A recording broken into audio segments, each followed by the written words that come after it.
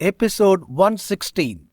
வேதியியலாளர் குழு கட்டிடத்திலிருந்து வெளியே வந்த ஜீவா மற்றும் நவீன் இருவரும் பிரதான சாலைக்கு வந்தனர். பின்னர் நடந்து சென்று நவீன் ஒரு வீட்டின் முன் நின்றார். இங்கு வர அவர்களுக்கு கிட்டத்தட்ட 1 மணி நேரம் பிடித்தது. நவீன் இந்த வீட்டின் உரிமையாளரின் நல்ல நண்பர் என்பதால் காவலர்கள் யாரும் அவரை தடுக்கவில்லை. அவர்கள் இருவரும் அந்த வீட்டிற்குள் சென்றார்கள். அங்கிருந்த பட்லர் அவரை ஒரு பெரிய ஹாலிற்கு அழைத்துச் சென்றார். அவருக்கு தேநீர் கொடுக்கும்போது பட்லர் பணிவாக, நவீன் சார், நீங்க கொஞ்ச நேரம் இங்க காத்திருக்க வேண்டியிருக்கும்.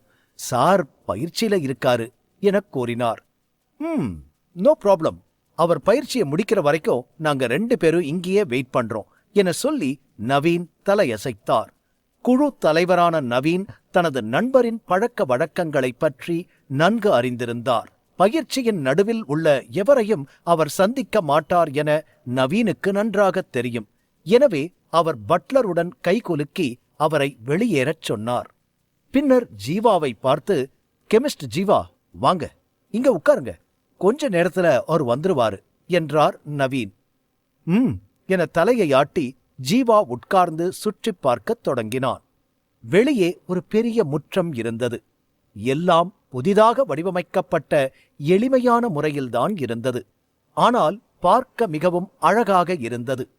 வளிமண்டலமும் அமைதியாக இருந்தது. சத்தமில்லை. வீட்டையும் அதன் இருப்பிடத்தையும் பார்க்கும்போது வீட்டின் உரிமையாளர் பெரிய ரசனைக்காரர் என ஜீவா தெரிந்து கொண்டான். அப்புறம் ஜீவா, சொல்ல மறந்துட்டேன், என் நண்பரோட பேரு அபினவ். அவரை எனக்கு 20 வருஷமா தெரியும்.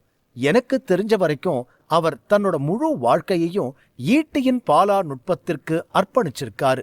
அவர் ஈட்டி நுட்பத்துல நாட்டின் சிறந்த நிபுணர்கள்ல ஒருவர். ஒரு காலத்துல ராஜா சந்திரா கூட அவரோட ஈட்டி நுட்பத்தை பாராட்டினாரு. அபினவின் ஈட்டி அவரோட உடம்புல ஒரு பகுதியா மாறிடுச்சு. ஈட்டி வேற, அவர் உடம்பு வேறையா பார்க்க முடியாது. ரெண்டும் ஒண்ணுதான். அவரோட ஆயுதம் ஈட்டியோட சேர்ந்த அவரோட உடம்புதான் என தேநீர் குடிக்கும்போது நவீன் தன் நண்பனை பற்றி சொல்லிக் கொண்டிருந்தார். வாவ், சூப்பர் என ஜீவா விழிகளை உயர்த்தி கூறினார். ஜீவா எப்போதும் இத்தகைய மனிதர்களை மதித்தான். அவர்கள் கடின உழைப்புடன் தங்கள் தொழிலின் உச்சத்தை அடைந்தவர்கள் என ஜீவாவுக்கு தெரியும். சிறிய அல்லது பெரிய தொழில் எதுவாக இருந்தாலும் ஆயிரக்கணக்கான மில்லியன் மக்களிடையே முதலிடம் பெற நிறைய கடின உழைப்பு, அர்ப்பணிப்பு மற்றும் திறமை தேவை. ஹலோ நவீன், என்ன நான் இல்லாதப்போ என்னை பத்தி ஏதோ மோசமா புதுசா வந்தவர்கிட்ட போட்டு கொடுத்துக்கிட்டு இருக்கீங்க போல என ஒரு நக்கலான குரல் வந்தபோது அவர்கள் இருவரும் பேசிக்கொண்டிருப்பதை நிறுத்தி திரும்பி பார்க்கும்போது ஒரு வயதானவர் வேகமாக அவர்களை நோக்கி நடந்து வருவதை இருவரும் பார்த்தனர். தோற்றத்தை வைத்து பார்க்கும்போது அவருக்கு 50 அல்லது 60 வயது இருக்கும். ஆனால் இந்த வயதில் கூட அவர் வரம்பற்ற ஆற்றல் உடலில் இருப்பதைப் போல ஆற்றல் நிறைந்தவராக தெரிந்தார். அவர் ஒரு ட்ராக் சூட் போன்ற ஆடைகளை அணிந்திருந்தார். அவர் ஒரு கையில் ஒரு ஈட்டி வைத்திருந்தார். பட்லர் அவரிடம் பயிற்சியை முடிக்கும் முன் நவீன் வருகையை கூறியிருந்தான். அதனால் அவர் பயிற்சிக்குப் பிறகு நேராக இங்கு வந்தார். நான் உங்களை பத்தி சொல்லாம வேற யார் சொல்லுவா? உங்ககிட்ட எனக்கில்லாத உரிமையா என சொல்லி நவீன் சிரித்துக்கொண்டே எழுந்து நின்றார். நவீன் வார்த்தைகளை கேட்டபின் அவர்கள் இருவரும் பழைய நெருங்கிய நண்பர்கள் என்பதை ஜீவா புரிந்து கொண்டான். ஒருவருக்கொருவர் நிறைய அன்பை பரிமாறி உரிமையுடன் பேசிக் கொண்டனர். சரி, அதெல்லாம் இருக்கட்டும், சொல்லுங்க, என்ன பார்க்க வர இன்னைக்கு எப்படி உங்களுக்கு நேரம் கிடைச்சது? சார் எப்பவும் பிஸியாவே இருப்பீங்களே என அபினவ் நெருங்கி வந்து கொண்டே கூறினார். அருகில் வரும்போது ஜீவா தீர்க்கமான பார்வையுடன் பார்த்து கொண்டிருப்பதை பார்த்தார் அபினவ். இதுவரை இந்த முகத்தை அபினவ் பார்த்ததில்லை. இது உங்க ஜூனியரா என்றார் அபினவ் அருகில் வந்து. இல்ல, அபினவ் கேட்டதும் நவீன் தேநீர் குடித்துக்கொண்டே இருமினார். நவீன் முகத்தில் ஒரு விசித்திரமான வெளிப்பாடு வந்தது. இவர் என்னோட ஜூனியரா இருக்கணும்னு எனக்கும் தான் ஆசை. ஆனா அது நடக்க இப்ப வாய்ப்பே இல்லை. இவர் ரொம்ப திறமையானவர். அவரை என்னோட ஜூனியர்னு இனி சொல்லாதீங்க ப்ளீஸ் என நவீன் சொல்லிக்கொண்டு அவன் கோபமாக இருக்கிறானா என்று பார்க்க அவர் ரகசியமாக ஜீவாவை பார்த்தார். ஆனால் ஜீவா கோபப்படவில்லை என்பதைக் கண்ட அவர் பெருமூச்சு விட்டார். அவரது சுறுசுறுப்பான நண்பர் அவரின் யூகத்தை மேலும் சொல்வதற்கு முன்பு நவீன் விரைவாக ஜீவாவை அறிமுகப்படுத்தத் தொடங்கினார். இவர் எங்க வேதியியலாளர் குழுவோட புது 1 நட்சத்திர வேதியியலாளர் ஜீவா என்றார் நவீன் பெருமையாக. ஸ்டார் 1 நட்சத்திர வேதியியலாளர்! அபினவ் மிகவும் ஆச்சரியப்பட்டார். அவர் நவீனின் பழைய நண்பராக இருந்தார். எனவே வேதியியலாளர் தேர்வு எவ்வளவு கடினம் என்பதை அவர் நன்கு அறிந்திருந்தார். ஜீவா இளம் வயதாக இருப்பதால் அவன் நவீனின் ஜூனியராக இருப்பான் என்று நினைத்திருந்தார்.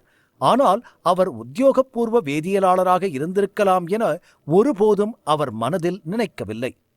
என்ன சொல்றீங்க? நிஜமாவா? எப்படி என நம்ப முடியாமல் கேட்டார் அபினவ். அவரது பட்லர் கூட இந்த நேரத்தில் ஆச்சரியப்பட்டார். இதுக்கே ஷாக்கானா எப்படி? வேதியியலாளர் ஜீவா ஃபார்முலா விவாதத்துல கலந்துட்டு தான் வேதியியலாளர் ஆனார்னு சொன்னா எவ்வளோ ஷாக் ஆவீங்க?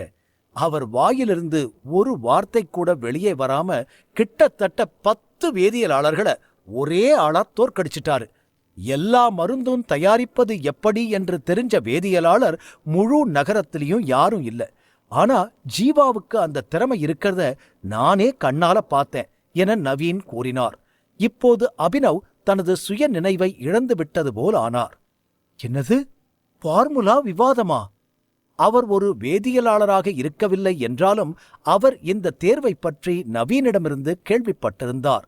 20 வயதிற்குட்பட்ட ஒரு சிறுவன் சூத்திர விவாதத்தால் வேதியியலாளராக மாறுவான் என்று அவரால் துளியும் நம்ப முடியவில்லை.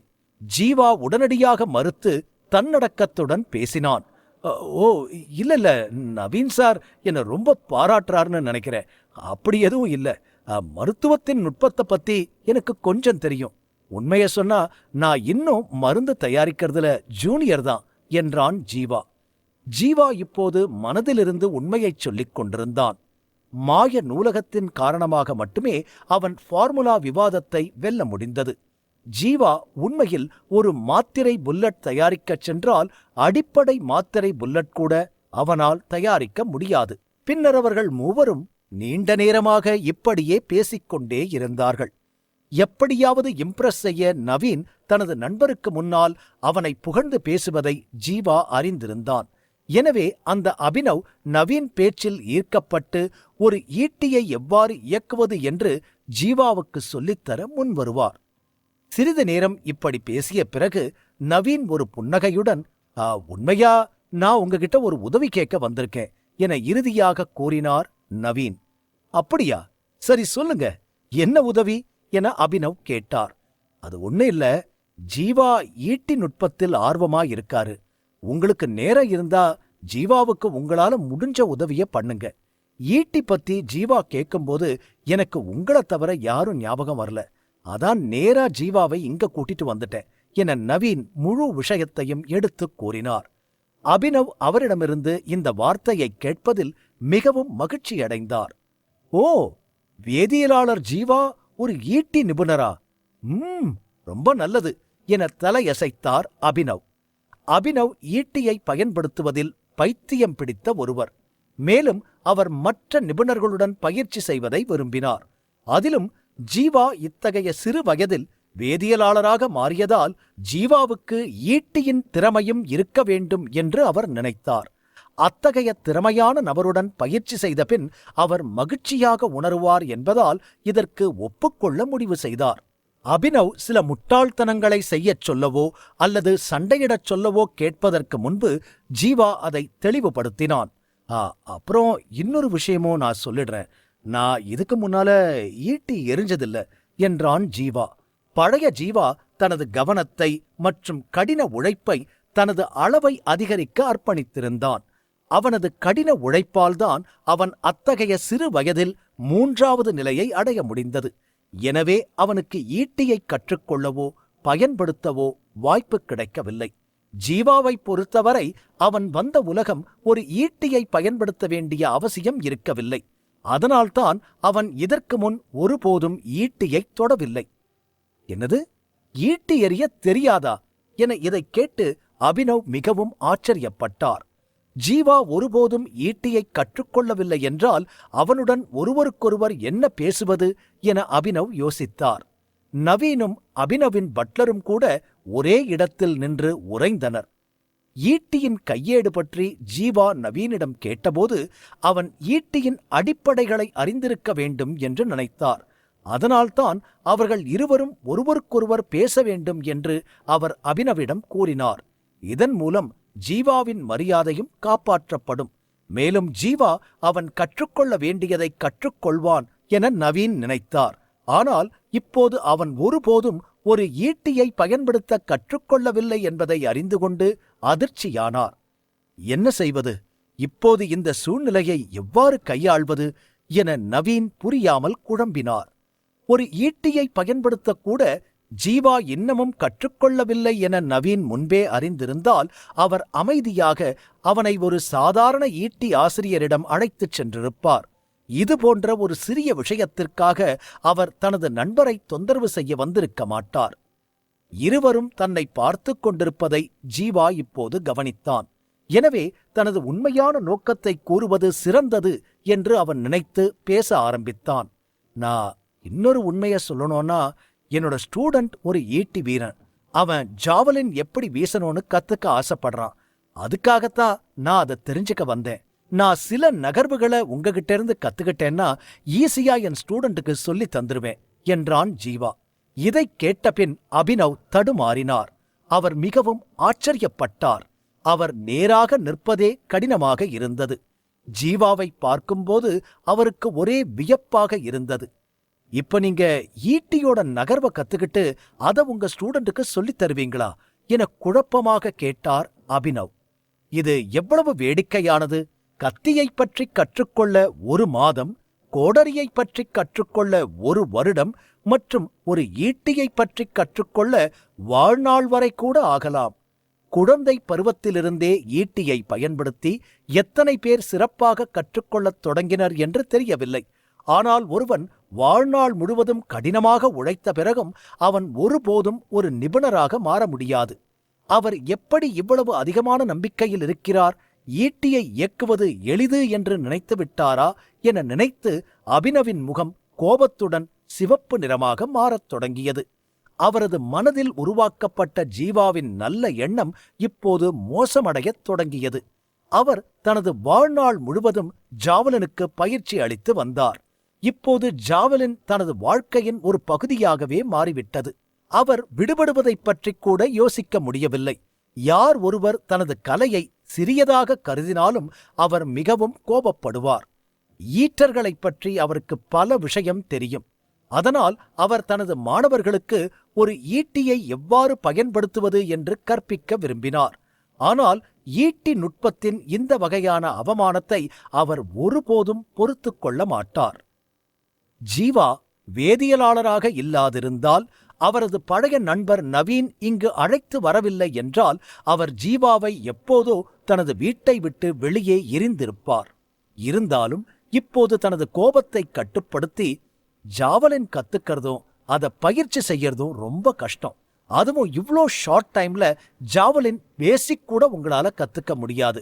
இந்த கலையை நீங்களே புரிஞ்சுக்காம உங்க ஸ்டூடெண்ட்டுக்கு சொல்லித்தர முயற்சி பண்ணுனா புதுசா சொல்லித்தரேன்னு அவனுக்கு தெரிஞ்ச கொஞ்ச நெஞ்ச விஷயத்தையும் மறக்க வச்சிருவீங்க. என்ன கேட்டா நீங்க ஈட்டி பத்தி அந்த ஸ்டூடெண்ட்டுக்கு சொல்லித்தராம இருக்கிறது தான் நல்லது என்றார் அபினவ். அவர் ஜீவாவை ஒரு கடுமையான தொனியில் நம்ப வைக்க முயன்றார்.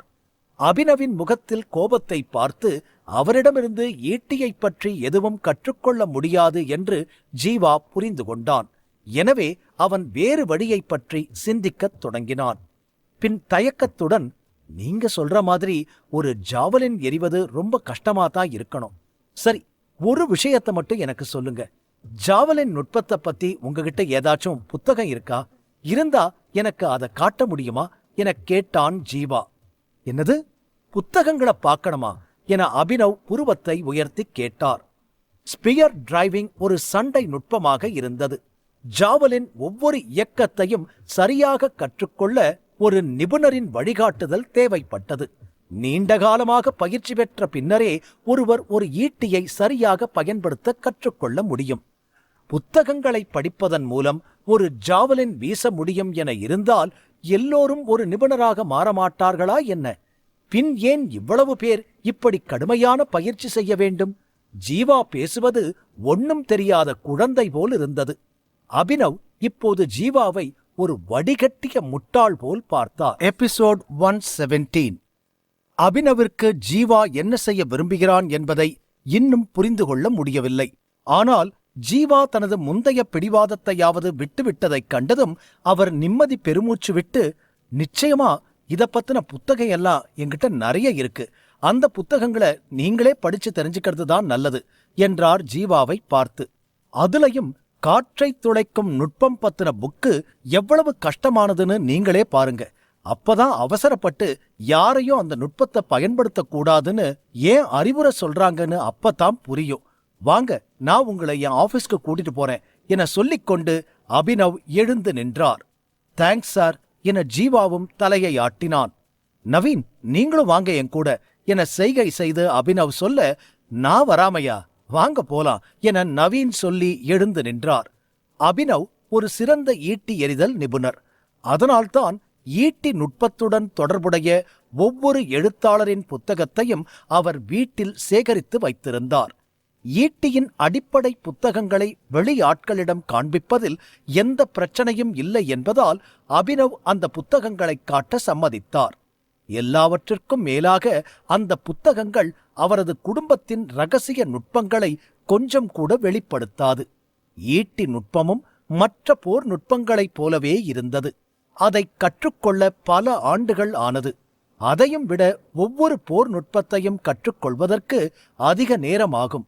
ஆனால் ஜீவாவுக்கு அது ஒரு பொருட்டல்ல. அவனிடம் மாய நூலகம் இருந்தது. அந்த நுட்பத்தின் புத்தகங்களை முடிந்தவரை அவன் மாய நூலகத்திலும் அச்சு அசலாக நகலெடுக்க முடியும். ஒரு முறை ஜீவா புத்தகத்தை பார்த்துவிட்டால் அவற்றைச் சேர்த்து அதிலிருந்து சரியான நுட்பத்தை எடுத்து அதை ஜீவா முன் நொடியில் வைக்கும்.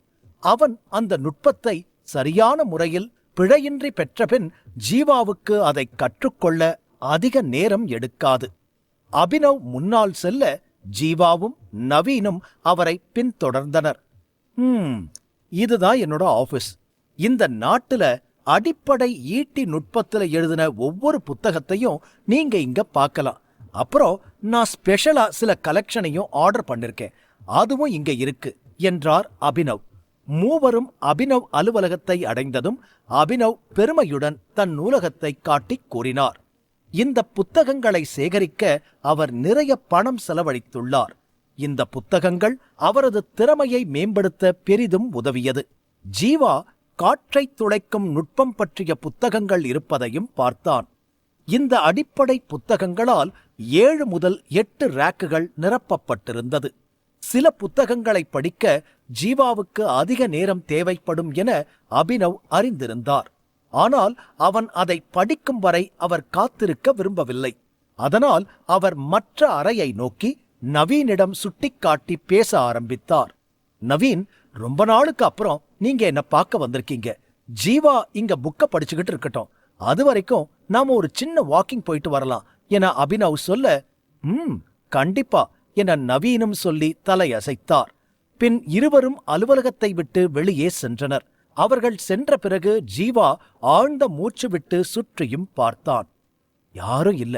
அப்போ நான் இப்பவே என் வேலையை ஸ்டார்ட் பண்ணணும் என நினைத்துக்கொண்டே ஒரு ரேக்கில் சென்று 2 புத்தகங்களை எடுத்துக்கொண்டு அதன் பக்கங்களை புரட்ட ஆரம்பித்தான் ஜீவா.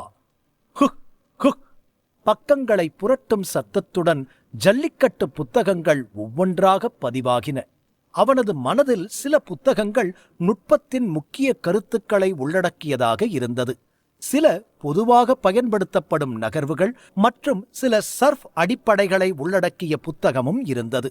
மொத்தத்தில் ஈட்டி நுட்பத்தின் ஒவ்வொரு அம்சத்தையும் பற்றிய புத்தகம் இங்கே இருந்தது. புத்தகத்தின் விளக்கங்களும் உண்மையில் நன்றாக இருந்தது. தொடர்ந்து புத்தகங்களை பதிவு செய்து 1 மணி நேரத்தில் 8 ரேக்குகளை ஜீவா முடித்தான். அவன் மாய லைப்ரரி உள்ளே நிறைய புத்தகங்களை நகலெடுத்து வைத்திருந்தான். இப்போது அந்த புத்தகங்கள் அவனது நினைவுக்கு வந்தன. பின் அமைதியாக ஒரு இடத்தில் நின்று அந்த புத்தகங்களையெல்லாம் மாய லைப்ரரியில் ஒன்று சேர்க்க ஆரம்பித்தான். சரியான ஈட்டி நுட்பம் என்ன என்பதை தெரிந்து கொள்ள நூலகத்தில் பரிசோதிக்க ஆரம்பித்த பின் ஜீவா மனதில் ஒரு அதிர்ச்சி ஏற்பட்டது. எல்லா புத்தகங்களும் ஒன்றாக ஒரே புத்தகமாக மாறியது. பின் ஜீவா அந்த புதிய புத்தகத்தை திறந்து அதை பார்த்தான். அந்த புத்தகத்தில் ஆயுதங்கள் போராளியின் கையில் ஒரு பகுதி மட்டுமே. ஒரு போராளி தனது திறமையில் நிபுணத்துவம் பெற்றால் அந்த ஆயுதம் அவனது உடலின் ஒரு பகுதியாக மாறும். அப்போது அந்த போராளியை திறமையானவர் என்று அழைக்கலாம். அவர் ஆற்றல் அதிகமாக இருக்கும். எதையும் துளைக்கும் திறமை ஈட்டியின் விரல்களுக்கு வரும் என புத்தகத்தில் எழுதியதை படித்துக் கொண்டிருந்தான் ஜீவா. மாய லைப்ரரி தொகுத்த புத்தகம் கச்சிதமாக இருந்தது. படித்தவுடன் இதைவிட சிறந்த ஈட்டியின் நுட்பம் பற்றிய புத்தகம் வராது என்று தோன்றியது. அபினவ் சொன்னது எல்லாம் உண்மை என ஜீவாவுக்கு இப்போது தோன்றியது. படிக்கும்போது ஜீவாவும் தன் விரலால் ஈட்டியை சுடும் பயிற்சி எடுத்தான். ஹு ஹு! சிறிது நேரம் கழித்து அவனது ஆற்றல் விரலால் காற்றை கிழித்தெறிந்தது. அவன் தன் உடலையே ஈட்டியாக ஆக்கிவிட்டான் என்பது போன்ற நிலை உருவானது. ஈட்டி அரசர்களின் ஆயுதம் என அழைக்கப்பட்டது. ஒரு உண்மையான நிபுணரால் தனது ஆற்றலால் வானத்தை கிழிக்க முடியும். குறைந்தபட்சம் இதை பார்ப்பவருக்கும் அப்படி தோன்றும். அத்தகைய கொடூரமான திறமை பல சிரமங்களுக்குப் பிறகும் பல வருட அனுபவத்திற்குப் பிறகும்தான் கிடைக்கும். இப்போது இங்கு யாராவது இருந்து இந்த நேரத்தில் ஜீவாவை பார்த்திருந்தால் அவர்கள் ஆச்சரியத்தில் மயங்கி விழுந்திருப்பார்கள். அதற்குக் காரணம் ஜீவாவின் ஈட்டித் திறன் பயங்கரமாக தெரிந்தது. ஜீவா சாமர்த்தியம் எந்த லெவலில் இருந்தது என்று சொல்ல முடியாது. ஆனால் அவன் ஈட்டியில் மாஸ்டர் ஆகிவிட்டான் என்பது மட்டும் உறுதியாகிவிட்டது.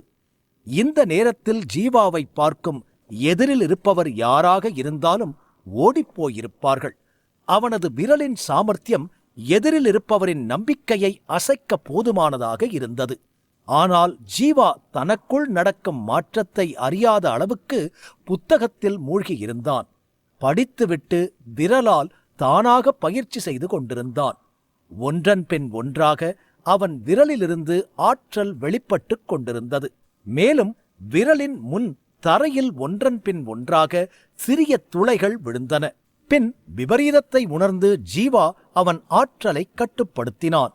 இப்போது ஜீவா அவன் தனது ஆற்றலை மெல்ல கட்டுப்படுத்தியது நல்லது. இல்லையென்றால் அபினவ் அலுவலகத்தின் நிலை மாஸ்டர் ராஜேந்திரன் வீட்டைப் போல் ஆகியிருக்கும். எவ்வளவு நேரம் சென்றது என்று தெரியவில்லை.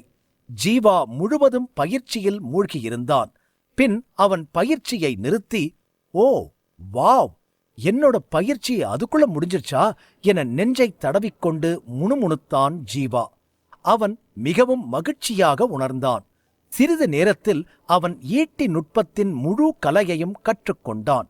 ஆனால் இப்போது மாய நூலகத்தில் அந்த புத்தகத்தை ஜீவா பார்த்து கொண்டிருந்தான். சரி, இந்த புக்குக்கு என்ன நேம் வைக்கலாம் என ஜீவா யோசித்தான். மேஜிக் ஸ்பியர் டெக்னிக், இந்த பேர்தான் இதுக்கு கரெக்டா இருக்கும் என நினைத்து தலையசைத்தான் ஜீவா. ஷு! புத்தகம் அதிர்ந்தது. அதில் பெயர் பொன் எழுத்துக்களால் எழுதப்பட்டது. மாய ஈட்டி நுட்பம். ஜீவா சுற்றும் முற்றும் பார்த்துவிட்டு ஆழ்ந்த மூச்சை இழுத்து விட்டான். துரதிருஷ்டவசமாக இங்கு பல புத்தகங்கள் கொட்டிக் கிடந்தது. அதிலும் பல தவறுகள் இருந்தது. ஜீவாவால் ஒரு நகர்வை மட்டுமே செய்ய முடிந்தது. இந்த புத்தகங்கள் அனைத்தும் அடிப்படையானவை. மாய லைப்ரரி அவற்றிலிருந்து சரியான பகுதிகளை எடுத்து தொகுத்துக் கொடுத்தது. இந்த பயிற்சியில எனக்கு எவ்வளவு வலிமை அதிகரிக்கும்னு நான் ஃபர்ஸ்ட் தெரிஞ்சுக்கணும். அப்பதான் அடுத்து என்ன பண்ணலான்னு என்னால யோசிக்க முடியும் என யோசித்தான் ஜீவா. அவன் ஒரு அசைவை மட்டுமே கற்றுக்கொண்டான் என்றாலும் மாய நூலகத்தால் செய்யப்பட்ட எந்த புத்தகமும் எளிமையாக இருக்க முடியாது என்பதை அவன் அறிந்திருந்தான். அவனுடைய பலத்திலும் மட்டத்திலும் முன்னேற்றம் ஏற்பட்டிருக்க வேண்டும் என ஜீவா நினைத்தான். மேலும் இந்த நடவடிக்கையும் சக்தி வாய்ந்ததாக இருக்கும் என்பதிலும் அவன் உறுதியாக இருந்தான். இப்போ ஒன்னும் பிரச்சனை இல்ல. நான் ஸ்கூலுக்கு போகும்போது இந்த மூவ் பத்தி ஜெய் கிட்ட சொல்றேன். அப்புறம் என்ன ஆகுதுன்னு தெரிஞ்சுக்கலாம் என முணுமுணுத்தான் ஜீவா. இந்த நுட்பத்தை ஜீவா கற்றுக்கொண்டதற்கு காரணம் அவன் ஜெய்க்கு உதவ விரும்பினான். அவனுக்கு ஒரே ஒரு நகர்வு கிடைத்தாலும் அவன் இங்கு வந்தது வீண் போகவில்லை என நினைத்தான். இந்த பயிற்சியை ஜெய் கற்றுக்கொண்டால் அவனது திறமை நிச்சயம் அதிகரிக்கும். பின் சாரதியின் மாணவன் அதுலை தோற்கடிப்பதில் அவனுக்கு எந்த பிரச்சனையும் இருக்காது. மாய லைப்ரரியில் எல்லாமே கச்சிதமாக இருந்தது. அதில் எந்த சந்தேகமும் ஜீவாவுக்கு இருக்கவில்லை. வந்த வேலை முடிஞ்சது, இப்ப நாம கிளம்பணும் என ஜீவா யோசித்தான். வேலை முடிந்ததும் இங்கே நேரத்தை வீணடிப்பதால் தனக்கு என்ன லாபம் என யோசித்து அலுவலகத்தின் கதவை மூடிக்கொண்டு வேகமாக வெளியே நடந்தான் ஜீவா. வீட்டின் முற்றத்தில் அபினவும் நவீனும் தேநீர் அருந்திக் கொண்டிருந்தனர். இருவரும் நீண்ட நாட்களுக்குப் பிறகு சந்தித்ததால் அப்படியே ஒன்றாக அமர்ந்து பேசிக் கொண்டிருந்தனர். ஃபார்முலா விவாதத்துல ஜெயிச்சு ஜீவா உண்மையாவே வேதியியலாளர் ஆகிட்டாரா என ஆச்சரியமாக கேட்டுக்கொண்டிருந்தார் அபினவ். இப்போதும் அபினவால் இதை நம்ப முடியவில்லை. பெரும்பாலும் முதுநிலை ஆசிரியர்கள் மட்டுமே ஃபார்முலா விவாதங்களில் கலந்து கொள்வார்கள். ஏனென்றால் சிறந்த வேதியியலாளரை கூட தோற்கடிக்கும் அறிவு பெற்றவர்கள் மட்டுமே அப்படிப்பட்டவர்கள். ஆனால் 25 வயது மட்டுமே இருக்கும் ஒரு பையன் எப்படி ஃபார்முலா விவாதத்தில் வெற்றி பெற்றான்? இந்த விஷயத்தை நவீன் தவிர வேறு யாராவது அவரிடம் சொல்லியிருந்தால் அபினவ் நம்புவது கடினம்தான். ஆமா, அது மட்டும் இல்ல, மூலிகை மருந்து பத்தி இருக்கிற ஜீவா அறிவுக்கு முன்னாடி நான் கூட அவனை விட கீழே இருக்கிற மாதிரி தான் ஃபீல் பண்றேன். நீங்க வேணா பாருங்க, இந்த பையன் ஒரு நாள் நிச்சயமா பெரிய வேதியியலாளரா வருவான் என நவீன் நம்பிக்கையாக அபினவிடம் கூறினார். ஜீவாவின் பரீட்சை நினைவுக்கு வரும்போதெல்லாம் அவர் மனதில் ஜீவா பற்றிய அபிப்பிராயம் நன்றாகவே இருந்தது. ஆனால் அபினவ் அதை பெரிதாக நினைக்கவில்லை. அவர் தன் ஈட்டி எறிதல் நுட்பத்தை மட்டும் பெருமையாக கருதினார். நீங்க சொல்றது சரிதான், அவர் நல்ல வேதியியலாளராய் இருக்கலாம். ஆனா ஈட்டி அந்த மாதிரி விஷயம் இல்ல.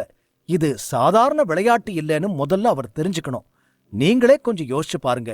இது இவ்வளவு சுலபமா இருந்தா எதுக்காக நான் என் வாழ்நாள் முழுசும் ஈட்டி எறிகிற பயிற்சி பண்ண போறேன் என்றார் அபினவ். நிச்சயமா ஈட்டி ரொம்பவே கடினமான ஆயுதம்தான். அப்புறம் அதை எப்படி எளிமையா கத்துக்க முடியும்? அதுக்கு என்ன வழி என நவீன் கேட்டார். அப்படி ஒரு வழி இல்ல என அபினவ் சிரித்துக்கொண்டு கூறினார். உலகில் பல ஆயுதங்கள் இருந்தன. ஆனால் அவற்றில் மிகவும் கடினமானது ஈட்டியை பயன்படுத்துவதாகும். எண்ணற்ற போராளிகள் தொடக்கத்தில் ஈட்டியிலிருந்து தொடங்கினர். ஆனால் அவர்களில் ஒரு சிலரே அதில் வெற்றி பெற முடிந்தது. இந்த எண்ணத்தில் மூழ்கியிருந்த நவீன் திடீரென்று ஏதோ ஞாபகம் வந்து அபினவிடம், ஆமா, உங்க ஆபீஸ்ல எந்த ரகசிய ஈட்டி டெக்னிக்கும் இல்லதானே? நீங்க யார்கிட்டயும் சொல்ல விரும்பாம ரகசியமா இருக்கிற டெக்னிக் அங்க எதுவும் வைக்கலதானே என வேகமாக கேட்டார் நவீன். இங்கு ஜீவாவை நவீனேதான் அழைத்து வந்திருந்தார். இப்போது அவரால் அவருடைய நண்பரின் சில விசேஷ ரகசிய புத்தகத்தை ஜீவா பார்க்க நேர்ந்தால் அபினவ் மிகவும் வருத்தப்படுவார் என தெரிந்து கொண்டு முன்னெச்சரிக்கையாக கேட்டார் நவீன். இல்ல, நான் செஞ்ச ஈட்டி அசைவு, அப்புறம் என்னோட குடும்பத்தோட ரகசிய நகர்வு எல்லாமே ஏன் மூளைக்குள்ளதான் இருக்கு. அதை எங்கேயும் புக்கு போட்டு வைக்கல. நான் நினைச்சா மட்டும்தான் அதை மத்தவங்களுக்கு கத்துக் கொடுக்க முடியும். அதனால மத்தவங்க யாரும் அதை திருட முடியாது என சிரித்துக்கொண்டே சொன்னார் அபினவ். பின் மீண்டும் அவர் தொடர்ந்தார். அதுவும் இல்லாம என் ஆபீஸ்ல அடிப்படை புத்தகம் மட்டும்தான் இருக்கும். அதெல்லாம் புதுசா ஈட்டி கத்துக்கிறவங்க படிக்கிறது. புதுசா வரவங்க அந்த புத்தகத்திலிருந்து ஏதாச்சும் தெரிஞ்சுக்குவாங்க. அதனால தான் வேதியியலாளர் ஜீவாவை அங்க அனுப்பி வச்சேன். எப்படியும் இந்நேரம் ஜீவா கொஞ்சம் படிச்சிருப்பாரு. இப்ப அவருக்கு நல்லா தெரிஞ்சிருக்கும், ஈட்டி சாதாரண விளையாட்டில்ல, அதை கத்துக்க கடுமையான பயிற்சி வேணும், அது ஒரு தவம் மாதிரின்னு அவரே புரிஞ்சிருப்பாரு. அதான் அவரை தனியா விட்டுட்டு வந்தேன். நிச்சயமா அதான் உண்மை என சொல்ல நவீனும் தலையசைத்தார். ஸ்பியர் ஒட்டுவது ஒன்றும் சாதாரண விஷயமாக இந்த உலகத்தில் பார்க்கப்படவில்லை. ஈட்டியை பிடிப்பது அவ்வளவு சுலபமாக இருந்திருந்தால் அபினவ் இவ்வளவு பிரபலமாகி இருக்க மாட்டார். சந்திரன் மன்னரும் அவரை இவ்வளவு பாராட்டியிருக்க மாட்டார். ஈட்டி மாஸ்டர் பட்டம் சின்ன விஷயம் இல்லை. யார் ஒருவரும் இந்த பட்டத்தை கொடுக்க முடியாது. திறமையாலும் கடுமையான பயிற்சியாலும் மட்டுமே உருவாக்க முடியும். அதனாலேயே தன்னை பற்றி பெருமிதம் கொண்டார் அபினவ். இங்கு ஒவ்வொரு போர் நுட்பமும் ஆயுதமும் கடினமாக இருந்தது. தொடர் பயிற்சியால் ஒவ்வொரு அசைவையும் கச்சிதமாக செய்த பின்னரே அதன் தலைவனை உருவாக்க முடியும். இவை அனைத்தும் மிகவும் எளிதானது என்றால் நிபுணர்கள் மிகவும் பிரபலமாகி இருக்க மாட்டார்கள். ஈட்டி இவ்வளவு கடினமான கலையாக இருப்பதால் இது இந்த உலகத்தில் இவ்வளவு பிரபலமாக இருப்பதில் ஆச்சரியம் இல்லை. எபிசோட் 118. வீட்டின் முற்றத்தில் அபினவும் நவீனும் நேரம் போவது தெரியாமல் வெகு நேரமாக பேசிக் கொண்டிருந்தனர். வேதியியல் நிபுணர் ஜீவா இன்னும் இளமையாத்தான் இருக்காரு. இந்த சின்ன வயசுல கூட ஜீவா எதையும் செய்ய முடியும்னு ரொம்ப நம்பிக்கையா இருக்காரு. ஆனா ஈட்டி எவ்வளோ கடினம்னு உணர்ந்து அவரோட குழந்தைத்தனமான பிடிவாதத்தை விட நானே அவருக்கு ஒரு ஈட்டிய கொடுக்கறேன். அதை அவர் புரிஞ்சுக்கிட்டதும் நான் அவருக்கு ஒரு எளிய ஈட்டி முறைய உங்களுக்காக கத்துக் கொடுக்கறேன் என்றார் அபினவ். முழுமையற்ற கற்பித்தல் மற்றும் கற்றல் பற்றிய ஜீவாவின் யோசனையை அபினவ் விரும்பவில்லை. ஆனாலும் அவரால் ஜீவாவின் திறமையை குறைத்து மதிப்பிட முடியவில்லை. ஏனென்றால் ஜீவா சூத்திர விவாதத்தில் வெற்றி பெற்றவன். நவீன் சிரித்துக்கொண்டே, யாருக்கு தெரியும், நீங்க ஜீவாவுக்கு சொல்லிக் கொடுத்து அதுக்கப்புறம் ஈட்டி பத்துனா அவரோட கனவை நிறுத்திட்டு மருந்து தயாரிக்கிறதுல முழுசா அவர் இறங்கலாம். எனக்கும் நம்ம கெமிஸ்ட் குழுவோட முதல் 2 ஸ்டார் கெமிஸ்ட பார்க்கணும்னு ஆசையா இருக்கு. அது ஜீவாவா இருந்தா இன்னும் சந்தோஷந்தான் என நவீன் உற்சாகமாக சொல்லிக் கொண்டிருக்கும் போதுதான் திடீரென்று அபினவ் விரைப்பாக மாறியதையும் பிறகு பலமாக நடுங்குவதையும் பார்த்தார். நவீனிற்கு என்ன நடக்கிறது என எதுவும் புரியவில்லை. நவீன் அதிர்ச்சியாக பார்த்து கொண்டிருக்கும் போதே டொப், அபினவ் கையில் வைத்திருந்த தேநீர் கோப்பை தரையில் விழுந்து உடைந்தது. அபினவ், என்னாச்சு உங்களுக்கு என அதிர்ச்சியாக கேட்டார் நவீன். நகரின் சிறந்த ஈட்டி மாஸ்டர் மிகவும் விசித்திரமாக நடந்து கொள்வதைக் கண்டு நவீன் அதிர்ச்சியடைந்தார். அவருக்கு பயமாக இருந்தது. தன் நண்பன் இந்த அரிய நோயால் பாதிக்கப்பட்டிருப்பது இன்று வரை நவீனுக்குத் தெரியாது. அபினவிற்கு ஏன் திடீரென வலிப்பு வந்தது? நண்பனைக் காப்பாற்ற என்ன மருந்து கொடுக்கலாம் என்று யோசித்துக் கொண்டிருந்த நவீன் வீட்டில் சுற்றியும் ஏதாவது இருக்கிறதா என பார்க்கத் தொடங்கினார். நவீன் சோஃபாவிலிருந்து எந்திரிக்க முயற்சிக்கும் போது அபினவ் கை நடுங்குவது நின்றது. மெல்ல அவர் நிலை சாதாரணமாக மாறத் தொடங்கியது. அபினவ் ஒரு புதையல் கிடைத்ததைப் போல அவர் மிகவும் மகிழ்ச்சியாக இருந்தார். இது ஈட்டி உயர் நுட்பம், ஈட்டி உள்நோக்க நிலை, இன்டென்ட் லெவல் என முணுமுணுத்தார் அபினவ். நண்பன் நலமாக இருப்பதை பார்த்த நவீன் நிம்மதி பெருமூச்சு விட்டார். பிறகு அவரை பார்த்து, ஈட்டி இன்டென்ட் லெவலா? என்ன இது?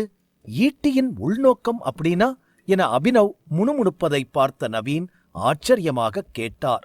மலை போல் எப்போதும் பலமாக இருக்கும் அவரது நண்பன் இப்படிப்பட்ட கோமாளித்தனங்களை செய்யத் தொடங்கினார். அதனால் நவீன் குழப்பமாக பார்த்து கொண்டு கேட்டார்.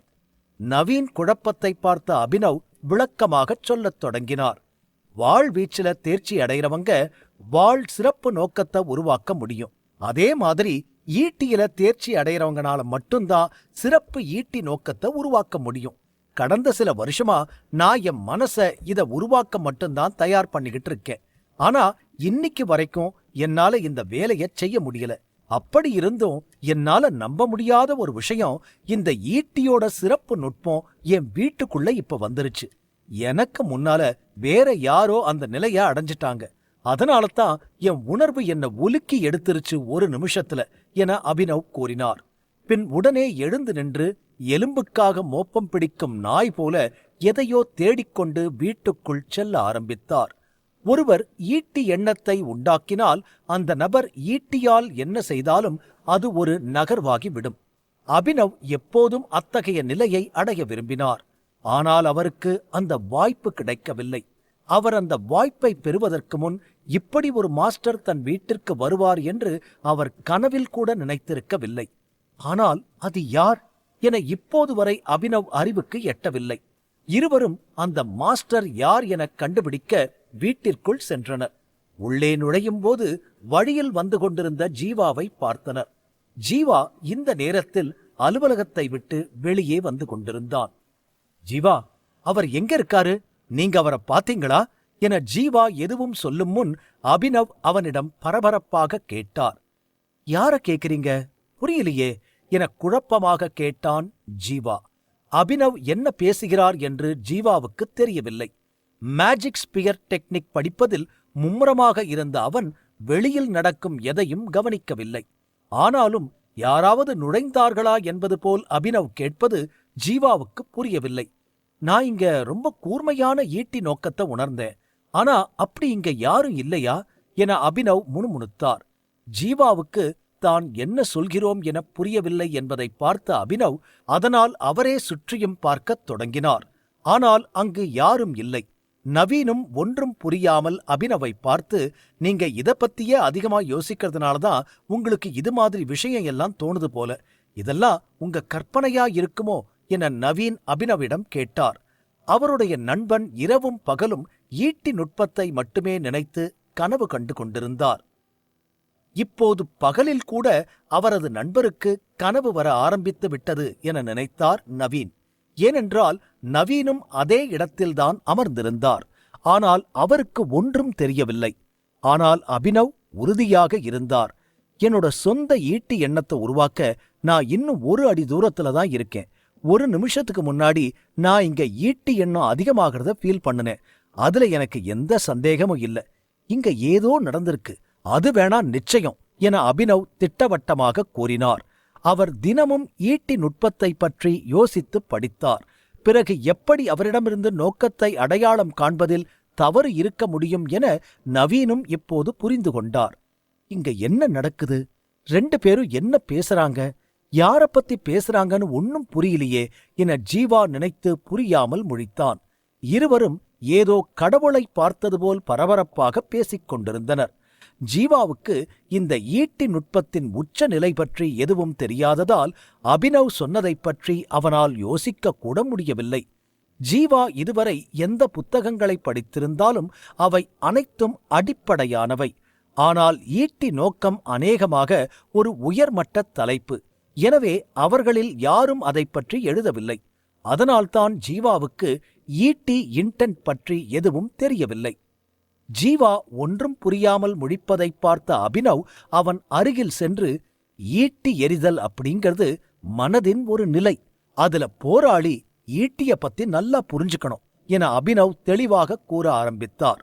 நீங்க இதுவரைக்கும் ஈட்டி வீச பழகல, அதனால நான் உங்களுக்கு விளக்கிச் சொன்னாலும் புரியறது கஷ்டம் என அபினவ் தாடியை வருடிக்கொண்டு கூறினார். எதிரில் இருந்தவர் இந்த எண்ணத்தைப் பற்றி அதிகம் சொல்லாவிட்டாலும் அவர் என்ன பேசுகிறார் என்று ஜீவாவுக்கு புரிந்தது. சரி, நீங்க தான் இங்க ரொம்ப நேரமா இருக்கீங்க. கொஞ்ச நேரம் முன்னாடி இங்க யாராச்சும் வந்து ஈட்டி நுட்பத்தை பண்ணுனாங்களா என அபினவ் சோகமாக மீண்டும் கேட்டார். ஜீவா மீண்டும் குழப்பமாக முழித்தான். ஆனா இப்ப கூட உறுதியா சொல்ல முடியாது. எனக்கு மயக்கம் வர மாதிரி தலை சுத்துச்சு, கை நடுங்குச்சு. ஆனா சுத்தி யாரையும் பார்க்க முடியல. ஈட்டி நுட்பத்தை வச்சு என் மனச யாரோ கலச்ச மாதிரி இருக்கு என அபினவ் தலையை சொரிந்து கொண்டு கூறினார். ஈட்டியின் நோக்கம் ஒரு சில கணங்கள் மட்டுமே அவர் மனதை உலுக்கி மின்னல் போல் தாக்கியது. அதை அபினவும் கொஞ்சம் கொஞ்சமாக உணர்ந்தார். அதனால்தான் எதிர்வினையாற்றியது யார் என அவரால் அறிய முடியவில்லை. இல்லாவிட்டால் அந்த நபர் இருக்கும் அதே லொகேஷனுக்கு நேரடியாகச் சென்றிருப்பார். இவ்வளவு நேரம் அபினவ் தலையை பீய்த்துக் கொள்ள வேண்டிய அவசியமே இருக்காது. எதையோ யோசித்துவிட்டு மீண்டும் ஜீவாவை பார்த்து, ஆனா ஜீவா, நீங்க இங்கதான் இருந்திருக்கீங்க. அந்த மாஸ்டர் எங்க போனார்னு உங்களுக்கு கண்டிப்பா தெரிஞ்சிருக்கணுமே என மீண்டும் அதே கேள்வியை கேட்டார் அபினவ். என்ன இந்த ஆளு லூசு மாதிரி திரும்ப திரும்ப அதையே கேட்கிறாரு? யார பத்தி கேட்கிறாரு? என்ன விஷயம் ஒன்னும் புரியலையே என நினைத்து மீண்டும் குழம்பினான் ஜீவா. தூரத்தில் வீட்டின் முற்றத்தில் அமர்ந்திருந்ததால் அதிர்வை உண்டாக்கிய மாஸ்டர் இருக்கும் இடம் தெரியாமல் தவித்தார் அபினவ். ஆனால் வேதியியலாளர் ஜீவா இங்கேயே அமர்ந்திருந்தான் என்பதால் அவன் உதவியுடன் அபினவ் நிச்சயமாக அந்த நபரை கண்டுபிடிக்க முடியும் என நம்பினார். குறைந்தபட்சம் அந்த இடத்தை கண்டுபிடித்த பின் அந்த மாஸ்டர் அபினவின் சொந்த குடும்பத்தைச் சேர்ந்தவரா அல்லது வெளியிலிருந்து வந்தவரா என்பது அவருக்கு புரியும். இந்த முழு குடும்பமும் ஈட்டி வீரர்களுக்கு சொந்தமானது. அனைத்து உறுப்பினர்களும் தங்கள் சொந்த பயிற்சிகளை தினமும் செய்து வந்தனர். இங்குள்ள காவலர்களுக்கும் ஈட்டிகளை பயன்படுத்த தெரியும். அபினவ் இங்க எல்லாரையும் கூப்பிட்டு ஒவ்வொருத்தராக கேட்டபோது கூட ஈட்டியின் சிறப்பு நுட்பத்தை பற்றி யாரும் அவரிடம் சொல்லவில்லை. இருந்தாலும் அவருக்கு தெரியாமல் கூட யாராவது பிரத்யேக பயிற்சி செய்து உச்சத்தை அடைந்திருக்கலாம் என அபினவ் சந்தேகப்பட்டார். இப்போது அந்த மாஸ்டர் இருக்கும் இடத்தை கண்டுபிடிச்சா நல்லா இருக்கும் என அபினவ் யோசித்துக் கொண்டிருக்கும் போது ஜீவா தயங்கி தயங்கி, சார், எனக்கு ஈட்டியோட உச்ச நுட்பம் என்னன்னு சுத்தமா தெரியாது. அப்படி இருக்கும்போது அதுல மாஸ்டரா இருக்கிறவங்கள நான் எப்படி தெரிஞ்சுக்க முடியும் என ஜீவா கேட்டான். அவரை கண்டுபிடிக்கிறது ரொம்ப ஈஸி. என்னால இன்னும் முழு ஈட்டி இலக்க அடைய முடியல. ஆனா என்னால 70% முடியும். அது இதுதான். இத பாரு, இதை விட அவரு வேகமா இருப்பாரு என அபினவ் திடீரென்று ஒரு நகர்வை செய்ய ஆரம்பித்தார். அப்போது ஜீவாவை நோக்கி ஒரு வலுவான ஆற்றல் வரத் தொடங்கியது. அந்த ஆற்றல் எதையும் அறுத்துவிடும் போல இருந்தது. ஓ, இதுதான் ஈட்டி உச்சநிலைன்னு சொல்றாங்களா என நினைத்து ஜீவா முகத்தில் ஆச்சரியம் வர திடீரென அவனுக்கு ஏதோ தெரிந்தது போலவும் தோன்றியது. இதான் ஈட்டி உச்சநிலை நுட்பம். அப்படிதான் எனக்கும் தோணுது. இப்ப சொல்லுங்க, உங்களுக்கு இப்படி ஏதாவது தோணுதா? இல்லனா வேற யாராச்சும் கிட்ட கேட்டு பார்க்கலாம் என அபினவ் களைப்பாக கூறினார். இதை ஒரே ஒரு முறை செய்துவிட்டு அபினவ் மிகவும் சோர்வாக இருந்தார். அபினவ் நெற்றியிலிருந்து வியர்வை வழிந்து கொண்டிருந்தது. அவர் இன்னும் மூச்சிறைத்துக் கொண்டிருந்தார். அந்த அசைவை அவர் ஒரு கணம் செய்தாலும் இந்த நேரத்தில் அவரது உடல் பலவீனமாகிவிட்டது. இப்போது அதை மீண்டும் செய்ய எவ்வளவு நேரம் ஆகும் என்று அவருக்கு தெரியாது. ஜீவா முகம் இனம் புரியாத வகையில் சிவந்து கொண்டிருந்தது.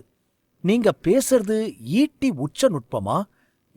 இதுதானா அது என ஜீவா ஆச்சரியமாக கேட்டான். இந்த நேரத்தில் ஜீவா உடல் ஒரே நொடியில் ஈட்டி போல் ஆனது. ஜீவா மாய நூலகத்தில் பயிற்சி செய்த ஈட்டி நுட்பத்தை அபினவ் தூண்டிவிட்டார். இப்போது ஜீவா எதிரில் இருக்கும் எல்லாவற்றையும் துண்டித்து விடுவான் என்று தோன்றியது. ஜீவாவின் ஈட்டி நுட்பம் முன்னால் அபினவின் ஈட்டி எண்ணத்தின் ஆற்றல் ஒரு மரத்தின் முன்னிருக்கும் புல் போல் தெரிந்தது. இரண்டையும் ஒன்றாக எடை போட முடியவில்லை. என்ன, உங்களுக்கு சிறப்பு ஈட்டி நுட்பம் இருக்கா? எப்படி என கேட்டு அபினவ் தலை சுற்ற ஆரம்பித்தது. மயங்கி விழுந்து விடுவது போல் தடுமாறி நின்றார். இது உண்மையில் நடந்ததா? ஜீவா எப்படி ஈட்டி நோக்கத்தை கொண்டிருக்க முடியும்? மேலும் அவ்வளவு துல்லியமாக? அபினவ் ஆச்சரியப்படாமல் இல்லை. இந்த ஆற்றலின் காரணமாக ஜீவா கண்கள் சிவந்திருப்பதைக் கண்டு அபினவ் புரியாமல் தலையில் அடித்துக் கொண்டார். நீங்க எதுக்கு என்கிட்ட பொய் சொன்னீங்க ஜீவா? என்ன நீங்க ஏமாத்திட்டீங்க. கொஞ்ச நேரத்துக்கு முன்னாடி நீங்க ஒரு ஈட்டிய கூட வீசினதில்லைன்னு சொன்னீங்க. அப்புறம் நீங்க ஒரு அடிப்படை அசைவ கத்துக்க ஆசைப்படுறேன்னு தான் சொன்னீங்க. அப்புறம் எப்படி என ஜீவாவை பார்த்து கேட்டார் அபினவ். அபினவ் கிட்டத்தட்ட 8 வயதிலிருந்தே ஈட்டி எறிதல் கற்றுக்கொண்டார். மேலும் அவர் தனது வாழ்நாளில் 40 ஆண்டுகளை இந்த கலைக்காக கொடுத்தார். அதாவது கிட்டத்தட்ட அவரின் முழு வாழ்க்கை. அப்படியிருந்தும் அவராலேயே ஈட்டி உச்சநிலையை அடைய முடியவில்லை. அப்படியென்றால் இவ்வளவு சின்ன வயதில் எப்படி? இவ்வளவு சக்தி வாய்ந்த ஈட்டி நுட்பம் ஜீவாவுக்கு எப்படி வந்தது? இப்போது ஈட்டியின் நோக்கம் என்ன என்று சொல்லிக் கொண்டிருந்தேன். அது கூட ஜீவாவுக்கு தெரியவில்லை. பின் எப்படி இதெல்லாம்? எங்கிருந்து வந்தது இந்த திறமை என நினைத்தார் அபினவ். இப்போது அபினவ் அழுவது போல் உணர்ந்தார். இப்படி ஒருவரின் உணர்வுகளோடு விளையாடக்கூடாது. கொஞ்ச நேரத்துக்கு முன்னாடி ஜீவாவுக்கு உள்நோக்கத்தின் அர்த்தம் தெரியாமல் சிரித்துக்கொண்டே அவமானப்பட்டான். ஆனால் இப்போது நிஜமாகவே சிறப்பு நுட்பம் வந்துவிட்டதா, இல்லை இது ஏதும் கண்கட்டி வித்தையா என அபினவ் புரியாமல் குழம்பி நின்றார். ஒரு கணம் ஈட்டியைப் பற்றி தீவிரமாக எண்ணியதால் அவரது நவீன் நண்பரின் நிலை மோசமாகிவிட்டது. அவருக்கு வியர்த்து கொட்டியது. மூச்சு விடுவது கூட கடினமாக இருந்தது. முகத்தை பார்த்தாலே பல நாட்களாக கவலையில் இருப்பது போல் இருந்தது. ஜீவா ஒரு ஈட்டி நுட்பத்தை மிக எளிதாக இதை மூவ் செய்தான். இந்த இடத்தில் ஜீவா உண்மையான ஈட்டி மாஸ்டரா அல்லது அபினவா என நினைத்து நவீன் கூட இந்த நேரத்தில் அதிர்ச்சியில் இருந்தார். இதெல்லாம் எப்படி நடந்தது என புரியாமல் அபினவ் ஜீவாவை பார்த்து, நீங்க ஈட்டி வீச தெரியாதுன்னு சொன்னீங்களே எனக் கேட்டார். அதற்கு ஜீவா மீண்டும், இப்பவும் நான் சொல்றேன், எனக்கு ஈட்டி வீச தெரியவே தெரியாது என மீண்டும் சொல்ல அபினவ் மனம் வெதும்பி சோகமாக மாறிக்கொண்டிருந்தது. நீங்க இதுவரைக்கும் ஈட்டிய வீச கத்துக்கலேனா உங்க ஈட்டி உச்சநுட்ப ஆற்றல் எப்படி சக்தி வாய்ந்ததா மாறுச்சு? எதையும் கத்துக்காம இவ்வளவு சக்தி வாய்ந்த நுட்பத்தை உங்களால உருவாக்க முடியும்னா 40 வருஷமா ஈட்டி வீச கத்துக்கிற நான் என்ன முட்டாளா என அபினவ் காட்டமாக கேட்டார். சிறிது நேரம் யோசித்த ஜீவா, ஓ, உங்க புத்தகங்களை படிச்சுக்கிட்டு இருக்கும்போதுதான் எனக்கு ஒன்னே ஒன்னு புரிஞ்சுது. ஈட்டி எரியறது ஒரு கலைன்னு எனக்கு தோணுச்சு. நான் ரொம்ப வசதியா அதை புரிஞ்சுக்கிட்டு என்னோட நகர்வை பண்ணுனேன், அவ்வளவுதான் என்றான் ஜீவா. அபினவ் புருவம் மேலே உயர்ந்து கொண்டிருக்க மீண்டும் ஜீவா, அதுதான் ஈட்டி நுட்பம்னு எனக்கு தெரியாது நிஜமா என வெகுளித்தனமாக கூறினான். ஜீவா வேண்டுமென்றே அறியாமல் பேச நினைக்கவில்லை. அபினவ் அலுவலகத்தில் வைத்திருந்த புத்தகங்கள் உண்மையில் அடிப்படை. அவற்றில் ஒன்று கூட ஈட்டியின் நோக்கத்தை பற்றி எழுதவில்லை. ஆனாலும் இந்த ஆற்றல் அவனுக்கு புரியும். ஸ்வர்க் ஈட்டி டெக்னிக். ஜீவாவுக்கு உண்மையில் இந்த உள்நோக்க ஆற்றல் எப்படி தன்னிடம் வந்தது, எங்கு உபயோகிக்கலாம் என்பது பற்றி எதுவும் தெரியவில்லை. ஆனால் அபினவ் இன்னும் சோகமாக அழுது கொண்டே இருந்தார். எபிசோட் 119. ஜீவா தன்னை அறியாமலே எளிமையாக ஈட்டி நுட்பத்தை விரல்களால் நம்ப முடியாத வகையில் செய்தான். ஒரு குழந்தைக்கு சோறு ஊட்டுவது போல், தண்ணீர் குடிக்க கற்றுக் கொடுப்பது போல் ஈட்டி நுட்பத்தை ஜீவா சாமர்த்தியமாக செய்து முடித்தான். அபினவ் எந்த அளவுக்கு கடினமான நிலை என்று சொன்னாரோ அந்த நிலையை அடைய ஜீவா கடினமாக உழைக்கவில்லை என்பது அவருக்கு தெரியாது. ஆனால் அபினவ் இந்த முயற்சியில் ஒவ்வொரு முறையும் தோல்வியை தழுவினார். மனதை ஒருநிலைப்படுத்த மட்டும் கிட்டத்தட்ட 10 வருடங்களை சாதாரணமாக செலவிட்டார். பாலைவனத்திற்குச் சென்றார், பனிக்கட்டி குகைகளில் வாழ்ந்தார், காடுகளில் கூட அலைந்தார். ஆனால் இன்று வரை அவர் இதில் வெற்றி பெறவில்லை. மேலும் ஜீவா இப்போதுதான் இங்கு புதிதாக வந்தான். அலுவலகம் சென்று சில புத்தகங்களை படித்து அவன் அறியாமலேயே நுட்ப ஆற்றல் பெற்றான் என்பதால் அபினவ் நிலை முள்மீது நிற்பது போல் இருந்தது. கடவுளே, இது ரொம்ப அநியாயம் என முனகிக் கொண்டு தலையில் கை வைத்தார் அபினவ். அவரது தோல் தேய்ந்து காலணி கிழிந்து கூட அவரால் செய்ய முடியாததை சிறிது நேரத்தில் ஜீவா செய்தான். இப்போது அவர் உயிருடன் இருந்து என்ன பயன்? எங்காவது போய் ஆற்றில் மூழ்க வேண்டும் என அபினவ் மனதில் ஓடிக்கொண்டிருந்தது. அவரிடம் இருந்த நம்பிக்கையெல்லாம் போய்விட்டது. தினமும் பிராக்டிஸ் பண்ணிட்டு இருந்து இன்னைக்கு திடீர்னு இந்த எனர்ஜி வந்திருக்கு என்று ஜீவா சொல்லியிருந்தால் கூட அபினவ் மனம் கொஞ்சம் நல்ல நிலையில் இருந்திருக்கும். ஆனால் அதற்கும் வாய்ப்பு கொடுக்காமல் ஜீவா 2 மணி நேரம் மட்டுமே படித்தான். அதுவும் அவர் வைத்திருந்த புத்தகங்களிலிருந்து மட்டுமே. அதைத் தவிர எந்த பயிற்சியும் இல்லை, ஜீவா செய்யவில்லை. இருந்தும் அவனுக்கு அவ்வளவு சக்தி வாய்ந்த ஆற்றல் கிடைத்தது. இதில் இன்னொரு நம்ப முடியாத விஷயம் என்னவென்றால், அவன் எந்த ரகசிய நுட்பங்களையும் படிக்கவில்லை. வெறும் அடிப்படை புத்தகங்களை படித்தே இந்த ஆற்றலை பெற்றிருந்தான். எல்லோரும் தான் படிக்கிறார்கள். ஆனால் எப்படி இவனுக்கு மட்டும் இது நடந்தது? இது ஊரில் உள்ள மற்ற ஈட்டி மாஸ்டர்களுக்கு தெரிந்தால் அவமானத்தால் தற்கொலை கூட செய்து கொள்வார்கள். அபினவ், நீங்க ஃபீல் பண்ணாதீங்க. ஒவ்வொருத்தருக்கும் ஒவ்வொரு அதிர்ஷ்டம் இருக்கும் இல்லையா?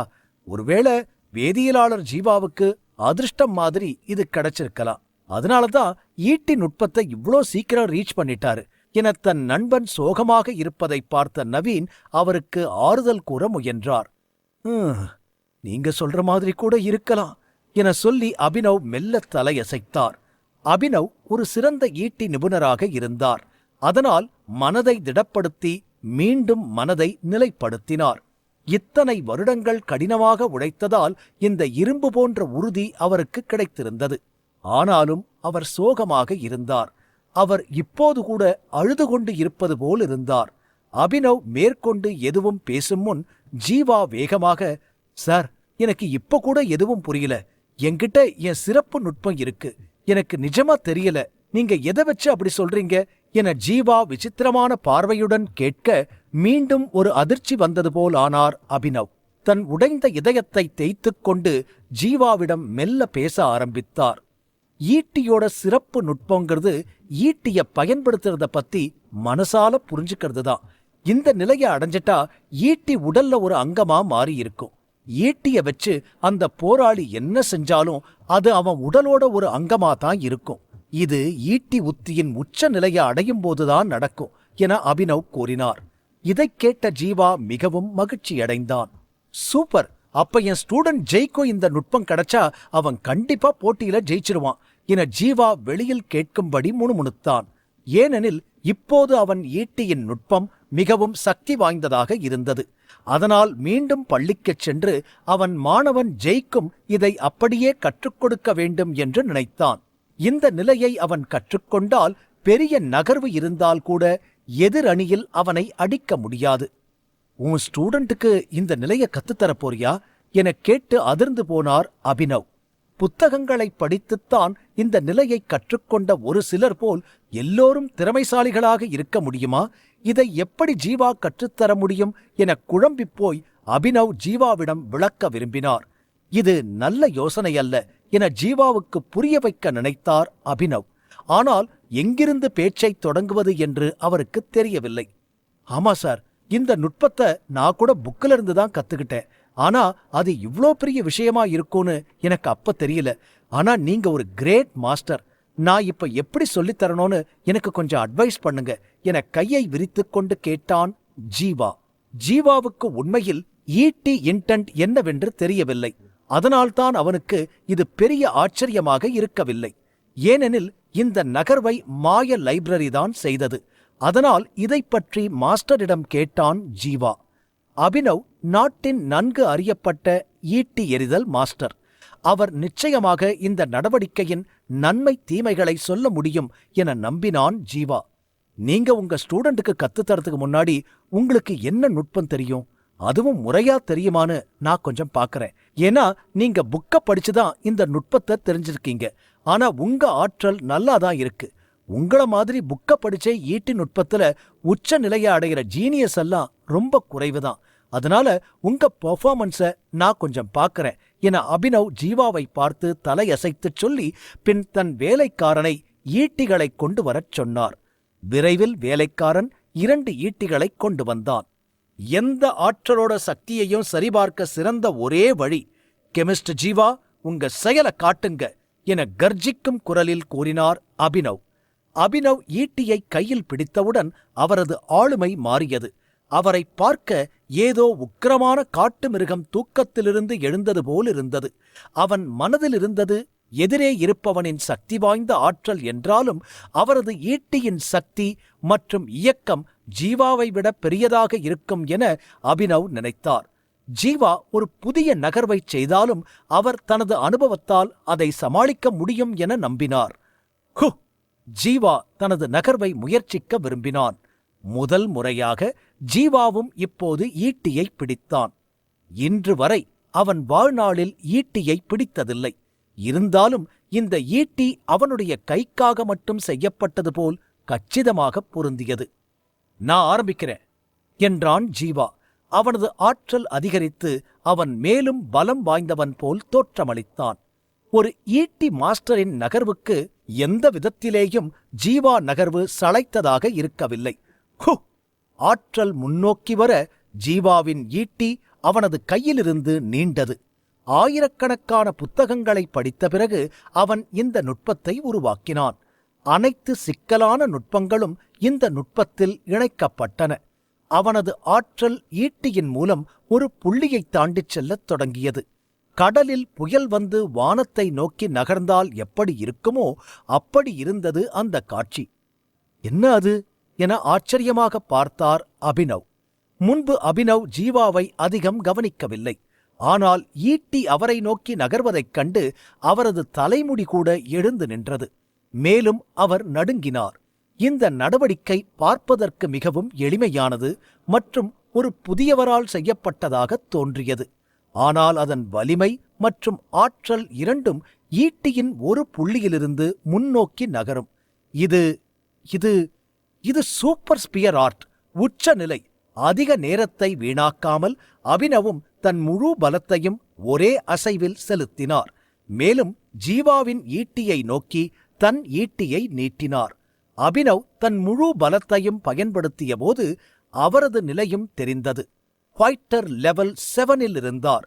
2 ஈட்டிகளும் காற்றில் மோதியது. மேலும் அங்கு கடும் அதிர்ச்சி ஏற்பட்டது. இதனால் அந்த சத்தம் சுற்றுப்புறத்தில் எதிரொலித்தது. மின்னல் தாக்கியது போல் உணர்வு ஏற்பட்டது. டிங் டிங்! ஜீவா 7-8 அடி பின்னோக்கி வைத்தான். மறுபடியும் அபினவ் அவரது இடத்தில் நகராமல் இருந்தார். வெற்றி பெற்றது யார் என்பது தெளிவாகத் தெரிந்தது. ஜீவா தன் முழு பலத்தையும் செலுத்தவில்லை. அவன் தன் 40 டன் வலிமையை மட்டுமே பயன்படுத்தினான். அதனால் அவன் நிலை 7 நிபுணரின் முழு சக்தியையும் தாங்க முடியவில்லை. ஆனால் ஜீவாவின் 10 உண்மையான சக்தி மற்றும் அவனது தூய ஆற்றல் காரணமாக பின்னுக்குத் தள்ளப்பட்ட பிறகும் அவன் காயமடையவில்லை. ஈட்டி மாஸ்டர், உண்மையா அசத்திட்டீங்க! அருமை அருமை அருமை என ஜீவா உற்சாகமாக கத்தினான். மாய லைப்ரரி எடுத்த நடவடிக்கையை எளிதாக கையாண்ட அபினவை ஜீவா பாராட்டினான். இந்த நேரத்தில் அபினவ் ஜீவாவை மிகவும் கவர்ந்தார். ஆனால் அபினவ் பயத்தில் மயங்கி விழுந்தார். ஜீவாவின் எளிமையான தோற்றம் காரணமாக அவர் தனது சிறந்த நகர்வை மேற்கொள்ள வேண்டி இருந்தது. மேலும் அவர் ஒரு அடி கூட பின்வாங்காமல் மற்றவரின் பார்வையை வென்றிருந்தாலும் அவரது நெஞ்சு வலித்தது மற்றும் அவரது பலவீனமான உடல் கீழே விடுவது போலிருந்தது. அவர் ஆழமாக காயமடைந்தார். இப்போது மட்டும் வலியை வலுக்கட்டாயமாக அடக்காமல் இருந்திருந்தால் கட்டிடம் அதிரும்படி அலறியிருப்பார். எல்லாவற்றிற்கும் மேலாக அவர் ஒரு நிலை 7 போராளி. ஒரு லெவல் 6 போராளியை கூட எதிர்த்து போராட முடியாவிட்டால் என்ன பயன்? ஒரு நிலை வித்தியாசத்தில் போராடி வெற்றி பெறுவது என்பது பொதுவாக தோல்விதான். ஆனால் வெளியிலிருந்து பார்க்கும்போது அபினவ் வென்றதாகத் தெரியும். கீழ்மட்ட நிலையில் உள்ள ஒருவனால் ஈட்டி எறிதலில் உயர்மட்ட நபரைக் கூட வெல்ல முடியும் என ஜீவா நடத்தி காட்டியிருப்பான். ஆனால் அபினவிடம் அவன் செய்யவில்லை. இந்த 25 வயது பையன் தன் பலத்தில் பாதியைத்தான் பயன்படுத்தினான் என்பது அவருக்கு தெரிந்திருந்தால் அபினவ் என்னவாகி இருப்பார் என்று தெரியவில்லை. கண்டிப்பாக அபினவ் மனம் வெறுத்துப் போயிருப்பார். இப்போது அபினவ் நீண்ட நேரம் ஆழ்ந்த மூச்சை எடுத்துக் கொண்டிருந்தார். சிறிது நேரத்தில் கொஞ்சம் நார்மலான பின் இந்த உண்மையா ரொம்ப நல்லா இருக்கு என்று மனதாரப் பாராட்டினார். எப்போதும் தன்னை ஒரு மேதை என்று நினைத்திருந்த அபினவ் சில ஈட்டி நுட்பங்களை ஜீவா முன் செய்திருந்தார். ஆனால் மாய லைப்ரரியில் கலைகள் கற்ற ஜீவா முன் அதெல்லாம் பயனற்றதாக போனது. அவர்கள் சண்டை போடும் போது பார்த்தால் நிலக்கரிக்கு முன்னால் ஒரு வைரத்தை பார்க்கும் அளவுக்கு வித்தியாசம் இருந்தது. இருந்தும் ஜீவா அவன் ஆற்றலை அவனே கட்டுப்படுத்த முடியாமல் பின்வாங்கி நின்றான். ஜீவா அபினவை பார்த்து மகிழ்ச்சியாக, இது சூப்பர், இதே நுட்பத்தை என்னோட ஸ்டூடெண்ட்டுக்கு கத்துத்தர ஆசைப்படுறேன். இதை எப்படி எக்ஸிக்யூட் பண்றது உங்களால சொல்ல முடியுமா என ஜீவா ஆர்வமாக கேட்டான். என்னது? அபினவின் முகம் சிவந்தது. கெமிஸ்ட் ஜீவா அவரை அவமானப்படுத்தத்தான் இங்கே வந்திருக்கிறான் என நினைத்தார். ஏற்கனவே ஈட்டியின் சிறப்பு நுட்பத்தை ஜீவா பெற்றிருந்தான். இப்போது அவனது ஒவ்வொரு அசைவும் டாப் லெவல் கலையாக இருந்தது. அவன் ஆற்றலை அபினவ் இதற்கு முன் எங்கும் பார்த்ததில்லை. இதை பற்றி பேசாமல் இருக்கும் வரை அபினவ் நல்லது என நினைத்திருந்தார். அவரால் புரிந்து கொள்ளாத ஒரு நடவடிக்கையை பற்றி எப்படி ஜீவாவிற்கு வழிகாட்ட முடியும்?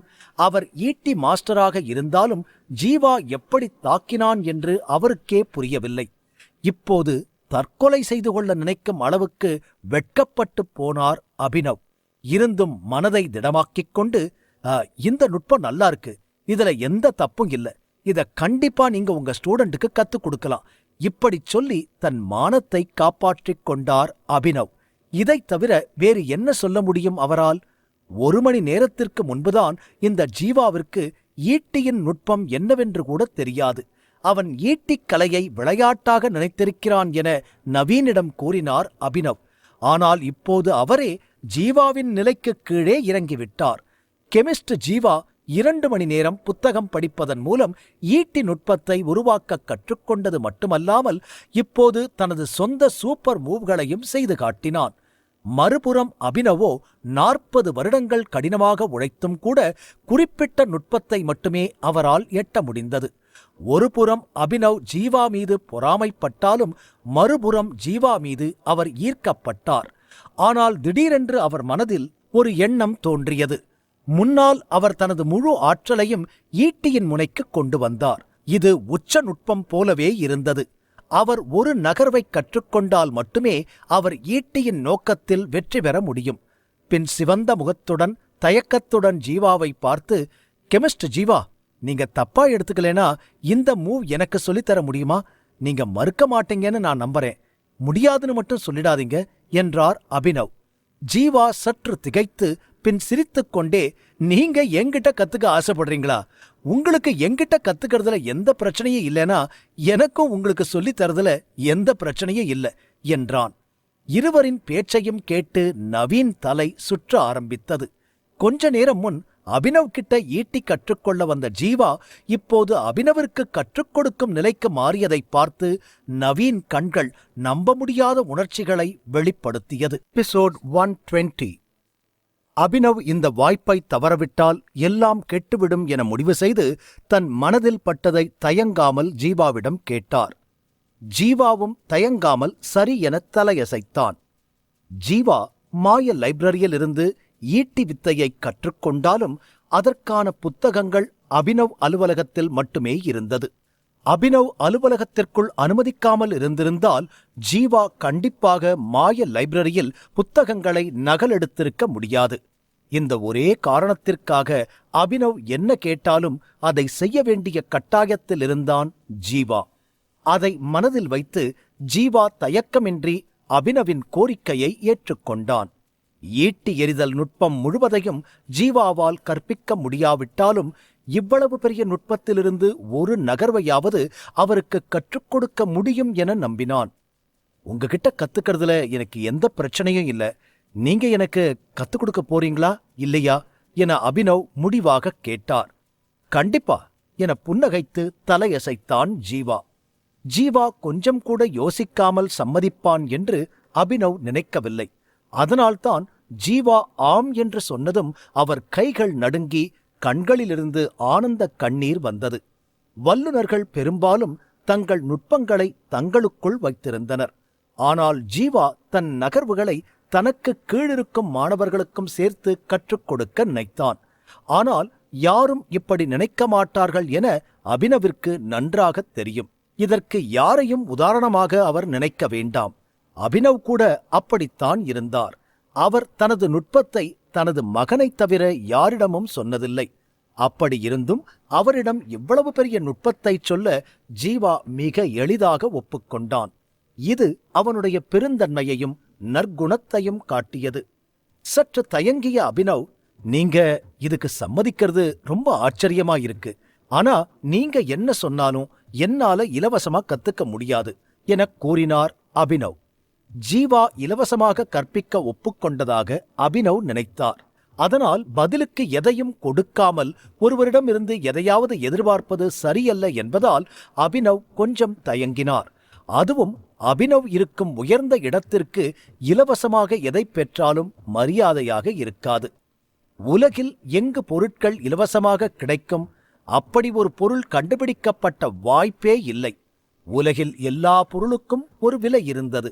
இந்த நேரத்தில் நவீன் குறுக்கிட்டு, கெமிஸ்ட் ஜீவா சில மாத்திரை வாங்க ரொம்ப ஆசைப்பட்டாரு. ஆனா அவர்கிட்ட அதுக்கு போதுமான பணம் இல்லை. நீங்க ஜீவா கிட்ட கத்துக்கிறதுக்கு கொஞ்சம் பணம் கொடுத்தா அவர் அந்த மாத்திரை வாங்க கொஞ்சம் உதவியா இருக்கும் என நவீன் வெளிப்படையாக கூறினார். கடனுக்கு வாங்கிய மருந்துக்கான பணத்தை ஜீவா இன்னும் அவருக்கு கொடுக்கவில்லை. அதற்கான பணத்தை திருப்பித் தருவதற்காக ஜீவா பணம் சம்பாதிக்க பல வழியை தேடிக்கொண்டிருப்பது நவீனுக்கு தெரியும். மேலும் அவரது நண்பரும் இந்த உதவிக்கு ஈடாக ஏதாவது கொடுக்க விரும்பினார். அதனால்தான் நவீன் யோசிக்காமல் மனதில் இருந்ததை தயங்காமல் கூறினார். இதன் மூலம் அபினவும் நீண்ட நாள் ஏக்கத்திலிருந்து விடுபடுவதோடு ஜீவாவுக்கும் மருந்துக்கு பணமும் கிடைத்த மாதிரி இருக்கும். எப்படியும் சிறந்த மூவ்களை கற்பித்த பிறகு ஜீவா அபினவின் பாதி ஆசிரியராகி விடுவான். அதன்பின் ஜீவா அதிக பணம் கேட்க நினைத்தாலும் அவரது நண்பரால் ஒருபோதும் கொடுத்து உதவி செய்ய முடியாது. மேலும் தன் நண்பரும் அதை விரும்ப மாட்டார் என்று அவருக்கு தெரியும். அதனால் இருவருக்கும் சாதகமாக பேசினார் நவீன். என தலையாட்டினார் அபினவ். அபினவ் தன் நண்பரின் வார்த்தைகளின் அர்த்தத்தை புரிந்து கொண்டார். அதனால் அவர் உடனே சரி என்றார். பிறகு பட்லரை உயர்ந்த குரலில் அழைத்து ஏதோ சைகை காட்டிச் சொன்னார். சிறிது நேரத்தில் அவருடைய பட்லர் ஒரு கட்டு நோட்டுகளை கொண்டு வந்து அந்த பையை ஜீவா கையில் கொடுத்தார். இது என்னோட tuition fees. Chemist Jeeva, please மறுக்காம எடுத்துக்கங்க. உங்க மூஸ ஃப்ரீயா கத்துக்கிறது எனக்கு சரியா படல என்றார் அபினவ். அந்த நோட்டுக்கட்டுக்களை பார்த்த ஜீவா அதிர்ச்சியடைந்தான். அவன் கனவு காண்பது போல் நினைத்தான். அவனே இங்கு ஈட்டி கற்க வந்திருந்தான். ஆனால் இங்கு வந்த பிறகு அவன் கற்றுக் கொடுக்கும் நிலை உருவானது. அதற்கு மேல் பணமும் கண்முன் கட்டுக்கட்டாக வைக்கப்பட்டது. ஜீவா அதிர்ச்சியில் பார்த்தபடி முன்னாலிருந்த தொகையை யூகித்தான். 2 லட்சம் இருந்ததாக தெரிந்தது. இவ்வளவு பணத்தை பார்த்ததும் அவனால் மறுக்க முடியவில்லை. இப்போது அவனுக்கு பணம் தேவைப்பட்டது உண்மைதான் என்பதால், சரி சார், உங்க விருப்பம் என மெதுவாக புன்னகைத்துக் கூறினான் ஜீவா. பணத்தை தன் பக்கம் நகர்த்தி வைத்துக் கொண்ட ஜீவா மெல்ல மெல்ல தன் டெக்னிக்கை காட்ட ஆரம்பித்தான். அத்துடன் அதன் கருத்து, நகர்வுகள் என அனைத்தையும் அவருக்கு விரிவாக விளக்க ஆரம்பித்தான். அபினவ் ஒரு ஈட்டி மாஸ்டர். அதனால் அவருக்கு ஈட்டி நோக்கம் இல்லாவிட்டாலும் ஈட்டியை பற்றியும் அது எவ்வாறு செயல்படுகிறது என்பதையும் நன்கு புரிந்து கொண்டார். ஒரே அடியாக அந்த கருத்தை முழுமையாக புரிந்து கொண்டார். ஜீவாவின் உண்மையான சக்தியையும் ஈட்டியை பயன்படுத்தியதன் நோக்கத்தையும் அவர் முழுமையாக புரிந்து கொள்ளவில்லை. ஆனால் ஜீவா சொல்லிக் கொடுத்த உச்ச நுட்பத்தில் அவருக்கு எந்த பிரச்சனையும் இல்லை. கெமிஸ்ட் ஜீவா, உங்க நகர்வை எனக்கு கத்துக் கொடுத்ததுக்கு ரொம்ப நன்றி என இறுதியாக கட்டிப்பிடித்துக் கொண்டு கூறினார் அபினவ். இந்த மூவ்களை அறிந்த பிறகுதான் இந்த நடவடிக்கை எவ்வளவு சக்தி வாய்ந்தது என்பதை அவர் உணர்ந்தார். ஏன் இப்படி ஒரு நகர்வு எங்கும் எழுதப்படவில்லை என்று ஆச்சரியப்பட்டார். அவர் தனது திறமையை தொடர்ந்து பயிற்சி செய்தால் 1 வருடத்திற்குள் அவரது ஈட்டி நோக்கம் வேகமாக அதிகரிக்கும் என்பதில் அவர் உறுதியாக இருந்தார். மேலும் இது இன்னும் சக்தி வாய்ந்ததாக மாறும். ஜீவாவிடம் கட்டணம் செலுத்தினதற்காக மட்டுமில்லை, அபினவிற்கு இந்த அசைவை கற்றுக் கொடுத்து ஏற்கனவே அரை ஆசிரியராகிவிட்டான் ஜீவா என்பது இப்போது அவருக்கு புரிந்தது. அரை ஆசிரியர் என்பது யாரிடமிருந்து ஆலோசனை பெற்றவர் அல்லது யாரிடமிருந்து 1 அல்லது 2 நகர்வுகளைக் கற்றுக்கொண்டவர் என்று பொருள்படும். அபினவ் நகர்வை கற்றுக்கொண்டதால் ஜீவாவுக்கு இனி இங்கே இருக்க எந்த காரணமும் இருக்கவில்லை. பின் நவீனும் ஜீவாவும் அபினவிடம் விடைபெற்று வெளியேறினார்கள். ஈட்டி எறிதல் மாஸ்டர் அபினவின் வீட்டிலிருந்து வெளியேறிய பின் ஜீவா நவீனை பார்த்து, குரூப் லீடர் நவீன், அந்த மருந்து எல்லாத்தையும் எடுத்து வைங்க, பணம் கிடைச்சதும் உங்ககிட்ட இருந்து வாங்கிக்கிறேன் என்றான் ஜீவா. கவலைப்படாத, நீ பணம் கொண்டு வரும்போது எல்லாம் ரெடியா இருக்கும் என சொல்லி நவீன் தலையசைத்தார். இந்த பையன் கஷ்டப்பட்டு படித்தால் நாட்டின் முதல் 2 ஸ்டார் கெமிஸ்ட் ஆகலாம் என்று முன்பு நினைத்திருந்தார் நவீன்.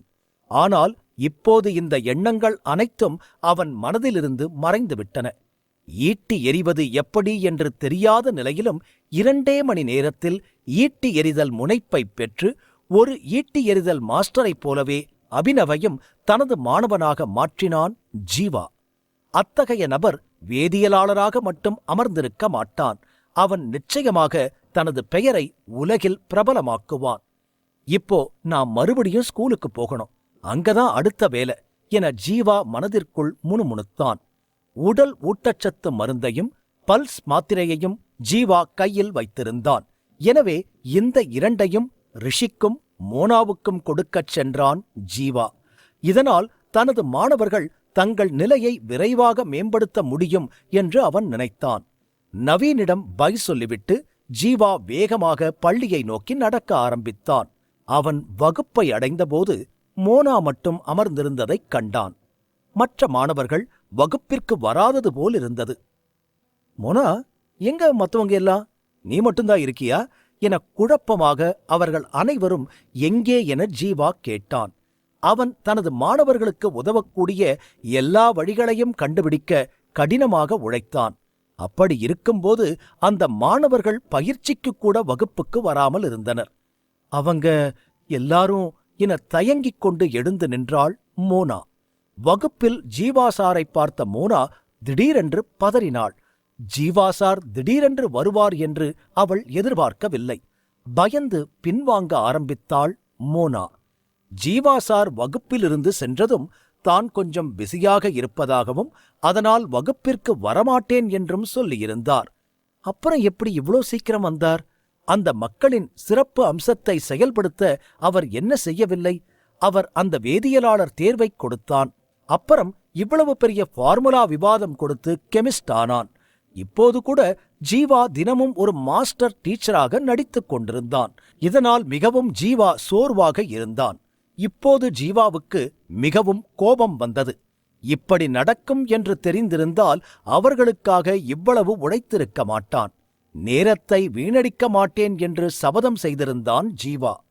மாணவர்கள் தாங்களாகவே கடினமாக உழைக்கவில்லை என்றால் எவ்வளவு சிறந்த ஆசிரியராக இருந்தாலும் அத்தகைய மாணவர்களை அவர்களால் மேல்நிலைக்கு கொண்டு வர முடியாது. எல்லாவற்றிற்கும் மேலாக நீங்கள் எவ்வளவு மேலே சேற்றிலிருந்து கால் வைத்தாலும் அது வழுக்கி கீழே வரும். இதையெல்லாம் நினைக்கும் போதே கோபம் வந்து இப்போது அவன் மனம் சூடாகிவிட்டது. என்னாச்சு மோனா, பதில் சொல்லாம நிக்கிற என கோபமாக கேட்டான் ஜீவா. மாஸ்டர், அது மோனா திகிலடைந்தாள். அவள் கொஞ்சம் பதட்டத்தில் இருந்தாள். இப்போது ஜீவாசாரின் கோபத்தை பார்க்கும்போது அவள் வாயிலிருந்து ஒரு சத்தம் கூட வரவில்லை. இந்த நேரத்தில் திடீரென கதவு திறந்தது. வெளியிலிருந்து வந்த ஒருவன், மோனா சீக்கிரம் வா, அங்க சண்டை போட்டுக்கிட்டு இருக்காங்க என கத்தினான். பின் அவர் பேசும்போது வார்த்தைகள் நின்றது. ஏனென்றால் ஜீவா முகத்தில் கோபம் நிறைந்திருப்பதை அவன் பார்த்தான். மீதமுள்ள வார்த்தைகள் தொண்டையில் சிக்கிக் கொண்டன. ஜீவா சார்! உள்ளே வந்தவன் அதிர்ந்தான். மாதேஷ்! மோனாவால் உள்ளே வந்தவனின் பெயரை மட்டுமே நினைக்க முடிந்தது. அதற்குள் ஜீவா, ஓ, சண்டை ஆரம்பிச்சிருச்சா? மோனாவை உதவிக்கு கூப்பிட வந்திருக்கியா? நான் உன்னை இங்க பயிற்சி பண்ண சொன்னா நீ சண்டைக்கு ஆள் சேர்த்துக்கிட்டு இருக்கியா என்றான் ஜீவா கோபமாக. சார்! மாதேஷ் முகம் வாடியது. அப்ப உங்களுக்கு எல்லாம் தெரியும். எப்படி அடிக்கணும், எப்படி தடுக்கணும், எப்படி உங்க மைனஸ பிளஸ்ஸா மாத்தணும்னு எல்லாம் தெரியும். அதனால உங்களுக்கு இனி ஒரு ஆசிரியர் தேவையில்லை, இல்லையா என கோபமாக கேட்டான் ஜீவா. உண்மையை சொல்வதானால் ஜீவாவுக்கு இப்போது கோபத்தை விட வருத்தமாக இருந்தது. பல நாட்களாக அந்த மாணவர்கள் அவனது வகுப்பிற்கு வரவில்லை என்றாலும் ஜீவா அனைவரையும் தனது குடும்பத்தின் ஒரு பகுதியாகவே நினைத்தான். மேலும் அவர்களுக்காக மட்டும் கடுமையாக உழைத்தான். ஆனால் அந்த மாணவர்கள் அங்கொன்றும் இங்கொன்றுமாகச் சென்று மற்ற மாணவர்களோடு சண்டையிட்டுக் கொண்டிருந்தார்கள். மேலும் அவர்கள் அந்த பிரச்சனையில் சிக்கியபோது மற்ற மாணவர்களை உதவிக்கு அழைத்தனர். இந்த மாணவர்கள் ஏன் இன்னும் புத்திசாலித்தனமாக மாறவில்லை என்று ஜீவா கோபமடைந்தான். மாதேஷ் பதற்றத்துடன், ஜீவா சார், அப்படி இல்ல என சொன்ன அடுத்த நொடி ஜீவா கோபமாக மீண்டும் கத்தினான். அப்படி இல்லனா அப்புறம் எப்படி? சொல்லு. சண்டை போட்டு மோனாவை உதவிக்கு நீ கூப்பிடலன்னு சொல்ல போறியா? இன்னைக்கு பொய் சொல்லி தப்பிக்க நினைச்சேனா நான் உன்னை என்னோட வகுப்பை விட்டு வெளியே துரத்துவேன். அப்புறம் என்ன, உன்னால ஆசிரியர்னு கனவுல கூட நினைக்க முடியாது என ஜீவா கடுமையாக எச்சரித்தான். இந்த மாணவர்கள் கெட்டுப்போன பின் முன்னேற முடியவில்லை என்றால் பரவாயில்லை என ஜீவா நினைத்தான். எதற்கு இப்படி ஒரு ஒழுக்கமற்ற மாணவர்களுக்காக ரிஸ்க் எடுக்க வேண்டும் என நினைத்தான் ஜீவா. அதிகபட்சம் என்ன நடக்கும்? பள்ளியை விட்டு வெளியேற வேண்டும், அவ்வளவுதான். அதை பற்றி ஜீவா கொஞ்சம் கூட கவலைப்படவில்லை. ஏனென்றால் அவனிடம் மாய நூலகம் இருந்தது. அதை வைத்து அவன் இவ்வளவு பெரிய உலகில் எங்கு வேண்டுமானாலும் செல்ல முடியும். ஜீவாவுக்கு இந்த இடத்தின் மீது கொஞ்சம் அக்கறை இருந்ததால் மட்டுமே அவன் இங்கு தங்கினான். ஜீவா உண்மையில் இந்த மாணவர்களை தன் குடும்பமாக கருதினான். சார், நீங்க நினைக்கிற மாதிரி நாங்க தப்பான ஸ்டூடெண்ட் இல்ல, உங்க பேரை கெடுக்க மாட்டோம் என மாதேஷ் பயத்தை முறித்துக்கொண்டு பேசத் தொடங்கினான். சார், இன்னைக்கு ஸ்கூல்ல இருக்கிற டீச்சர்ஸ்க்கு காம்ப்ளிமெண்ட் கொடுக்கிற நாள். அங்க இந்த ஸ்கூல்லையே வேஸ்ட் டீச்சர் நீங்க தான்னு சில ஸ்டூடெண்ட்ஸ் சொன்னாங்க. அதை கேட்டு எங்களுக்கு ரொம்ப கோபம் வந்துருச்சு. அவங்க கிட்ட முதல்ல பேசத்தான் போனோம், அப்புறம்தான் சண்டை வந்துருச்சு சார். எங்க மேல தப்பில்ல என்றான் மாதேஷ். காம்ப்ளிமெண்ட் கொடுக்கிற டேவா இன்னிக்கா என ஜீவா குழப்பமாக கேட்டான். முதலில் அவனுக்கு கொஞ்சம் ஆச்சரியமாக இருந்தது. பின்பு அவன் நினைவுக்கு வந்தது. ஒவ்வொரு மாதமும் பள்ளி ஒவ்வொரு ஆசிரியருக்கும் காம்ப்ளிமெண்ட் வழங்கியது. ஒவ்வொரு ஆசிரியருக்கும் எத்தனை காம்ப்ளிமெண்ட் கிடைத்தன? அது அவர்களின் மாணவர்களின் எண்ணிக்கை, ஆசிரியர் திறன் மற்றும் மாணவர்களின் தரத்தை பொறுத்தது. இந்த 3 விஷயங்களை ஆசிரியர் விரும்பினால் பள்ளி நிர்வாகம் கொடுக்கும் பரிசுகளை அவரே பயன்படுத்திக் கொள்ளலாம், அல்லது அவர்கள் விரும்பினால் அதை அவர்களின் மாணவர்களுக்கும் வெகுமதியாக வழங்கலாம். அதனால் ஆசிரியர்கள் அந்த வெகுமதிக்காக கடினமாக உழைத்தனர். மேலும் இந்த காம்ப்ளிமெண்ட் பரிசுகளை வழங்குவது ஸ்டூடெண்ட் பியூரோ. ஸ்டூடெண்ட் பியூரோ என்பது பள்ளி மாணவர்களையும் அவர்களின் வேலைகளையும் கவனித்து வந்த துறை. தேர்வுகள், ஆசிரியர் ஊக்கப்பரிசு, அவர்களின் அறைகள் மற்றும் தங்குமிடங்கள் போன்றவை இதில் அடங்கும். பல ஆசிரியர்களுக்கு ஸ்டூடெண்ட் பியூரோ சொகுசு வீட்டை கூட கொடுத்திருக்கிறது. மாதேஷ் சொன்னதைக் கேட்ட ஜீவா, எங்க பிரச்சனை நடக்குது, உடனே என்ன அங்க கூட்டிட்டு போ என ஜீவா மாதேஷ் அருகில் சென்று கூறினான். மாணவர்கள் தனக்காக சண்டையிடச் சென்றதைக் கேட்ட ஜீவா மிகுந்த மகிழ்ச்சியடைந்தான். அவனது கோபம் வெகுவாக தணிந்தது. விக்ரம், வாங்க சார், இங்கதான் என சொல்லி மாதேஷ் தலையசைத்துவிட்டு ஜீவாவை ஸ்டூடெண்ட் பியூரோவை நோக்கி அழைத்துச் செல்ல ஆரம்பித்தான். மோனாவும் பின்னால் சென்றாள்.